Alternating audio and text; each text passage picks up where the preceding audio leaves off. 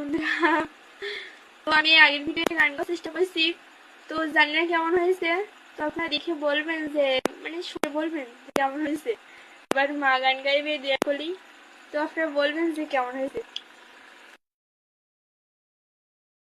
কেন এই পিঞ্জিরাতে তোমার বসতি, কেন এই পিঞ্জিরা শোনে তোমার প্রীতি, কেন এই পিঞ্জিরাতে তোমার বসতি, কেন এই পিঞ্জিরা শোনে তোমার প্রীতি।